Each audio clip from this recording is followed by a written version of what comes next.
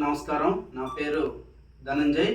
నేను ధనకారణ్య ఉద్యోగ సమితి రాష్ట్ర చీఫ్ కోఆర్డినేటర్గా పనిచేస్తున్నాను. మరి ఈరోజు ఈ మీడియా సమావేశం యొక్క ముఖ్యమైనటువంటి ఉద్దేశం ఏంటంటే,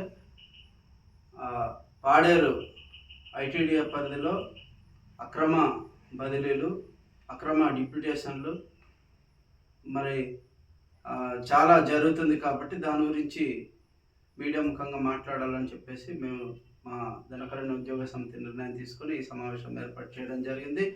ముఖ్యంగా మరి ఐటీడీఏ ఏర్పాటు చేసి 50 సంవత్సరాలు 5 దశాబ్దాలు కాలం పూర్తయినటువంటి సందర్భంగా ఒక ఆదివాసీ బిడ్డ జూనియర్ అసిస్టెంట్ స్థాయి నుంచి సూపరింటెండెంట్ స్థాయికి చేరుకొని మా ఐటీడీఏలో ఉన్నారని చెప్పేసి మేము ఇటీవల సూపరింటెండెంట్గా అయినటువంటి గంప భగీరథి గారిని చూసి మేమంతా ఆనందపడ్డాం. కానీ మా ఆనందం ఎంతో కాలం నిలవలేదు. మరి ఆదివాసులు ఇక్కడ పనిచేయకూడదు ఏంటో మాకు తెలియదు, కానీ మరి అతన్ని ఎటువంటి కారణం లేకుండా ఇక్కడ నుంచి బదిలీ చేసేటటువంటి కార్యక్రమం చేశారు. మరి ఏదైనా కుక్కను చంపాలంటే ఆ కుక్కని పిచ్చి కుక్క అని చెప్పేసి ముద్ర వేస్తేనే మరి ఆ కుక్కను చంపడానికి అవుతుంది అన్నటువంటి ఒక సామెత ఉంది. అట్టి రీతిగా మరి భగీరథి గారు అసమర్థుడు, పని సరిగ్గా చేయట్లేదు అన్నటువంటి ఉద్దేశంతో ఒక గిరిజనేతరుడైనటువంటి శ్రీనివాసరెడ్డి గారిని ఈ యొక్క పాడేరు ఐటీడీఏ సూపరింటెండెంట్గా డిప్యూటేషన్ మీద తీసుకొస్తున్నారు. శ్రీనివాసరెడ్డి గారి యొక్క గత చరిత్ర మనం చూసి మేము చెప్పట్లేదు, ఇది సాక్షాత్తు ఐఏఎస్ అధికారులైనటువంటి పార్వతీపురం ఐటీడీఏ పిఓ గారు, మన్యం జిల్లా కలెక్టర్ గారు మరి విచారణ చేసి ఆయన ఎటువంటి అవినీతి అక్రమాలకు పాల్పడ్డారు అని చెప్పేసి పత్రికా ముఖంగా మరి ఉన్నటువంటి సాక్ష్యాలు ఇదిగో. మరి ఇటువంటి వ్యక్తిని, ఒక దోపిడిదారుడిని, ఒక దొంగను తీసుకొచ్చి ఒక మహోన్నతమైనటువంటి వ్యక్తి గిరిజన ప్రాంతానికి మంచి సేవ చేస్తారు, ఎఫిషియన్సీ వర్కర్ అని చెప్పేసి అన్నటువంటి ఉద్దేశంతో మా ప్రాంతానికి తీసుకొచ్చి మరి ఇక్కడ ఎటువంటిది దోపిడీ చేయాలనుకుంటున్నారో, ఏ విధంగా లూట్ చేయాలనుకుంటున్నారో మాకైతే అర్థం కావట్లేదు. కాబట్టి తక్షణమే ఆయనకి ఇక్కడ వచ్చేటటువంటి ఆ డిప్యూటేషన్ని వెంటనే రద్దు చేయాలని చెప్పేసి, అలాగే భగీరథి గారిని ఇదే స్థానంలో కొనసాగించాలని చెప్పేసి మేము కోరుతా ఉన్నాం.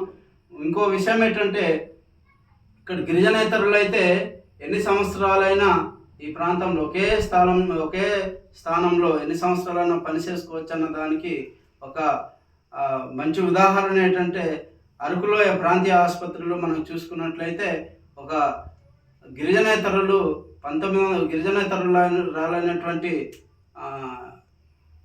స్టాఫ్ నర్స్ ఆవిడ 1999 సంవత్సరం నుంచి 2017 వరకు సుమారు 18-19 సంవత్సరాలు ఒకే ప్లేస్లో మరి పనిచేశారు. ఆ తర్వాత 2 సంవత్సరాలు పాడేరు బదిలీపై వచ్చినప్పటికీ మళ్ళీ డిప్యూటేషన్ మీద అరకులో పనిచేశారు. ఆ తదుపరి 2 సంవత్సరాల తర్వాత మళ్ళీ అరకులోనే వారు ట్రాన్స్ఫర్ చేయించుకొని ఈ రోజు వరకు ఇంచుమించు 25 సంవత్సరాల కాలము ఒకే వ్యక్తి ఒకే ఆసుపత్రిలో పనిచేయడం అన్నది ఎంత విచిత్రమో, ఎంత విడ్డూరమో మాకైతే అర్థం కావట్లేదు. అదే ఆదివాసులైనటువంటి వారు ఏ అధికారైనా 1 సంవత్సరమో 15 నెలల్లో లేదంటే 2 సంవత్సరాలు పనిచేస్తే వీరికి ఇక్కడ ఎక్కువ కాలం పనిచేశారన్నటువంటి ఉద్దేశంతో వెంటనే బదిలీ చేస్తున్నారు. గవర్నమెంట్ నిబంధనల ప్రకారం ఏ అధికారైనా 3 నుండి మహా అయితే 5 సంవత్సరాలు ఒక స్థానంలో ఉండాలి. కానీ దానికి విరుద్ధంగా మరి ఒకే ప్లేస్లో 25 సంవత్సరాల నుంచి ఏ విధంగా కొనసాగిస్తున్నారో మాకు అర్థం కావట్లేదు. దాని వెనుక ఎవరి ప్రోద్బలం ఉందో మాకు అర్థం కావట్లేదు. ఆవిడ్ని ఆసరగా చేసుకొని తన భర్త రత్నం రాజు ఆయన ఆగడాలు చాలా ఎక్కువ అవుతుంది అన్నటువంటి ఫిర్యాదులు మాకు అనేకం అందింది. ఇటీవల కాలంలో అక్కడ జరుగుతున్నటువంటి అక్రమాల మీద ఒక గిరిజన మహిళ, ఆదివాసి మహిళ ఆవిడ వెళ్ళి ప్రశ్నిస్తే ఆవిడని కూడా చాలా చులకన భావంతో గిరిజనులు అయితే 2 సార్లు పుట్టారా 3 సార్లు పుట్టారా అని చెప్పేసి ఆవిడని ఒక మహిళ అని కూడా చూడకుండా హేయమైనటువంటి మాటలు మాట్లాడినటువంటి పరిస్థితి. కావున వెంటనే ఆ యొక్క స్టాఫ్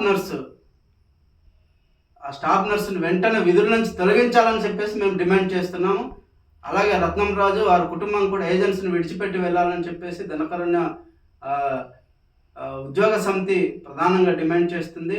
కాబట్టి పత్రికా ముఖంగా ఈరోజు మేము ఈ విషయాలు మీకు తెలియజేస్తున్నాం. దయచేసి అందరికీ ఈ విషయాలు మీరు పత్రికా ముఖంగా అలాగే ఎలక్ట్రానిక్ మీడియా ముఖంగా మీరు తెలియపరచాలని మీకు విన్నవిస్తున్నాం.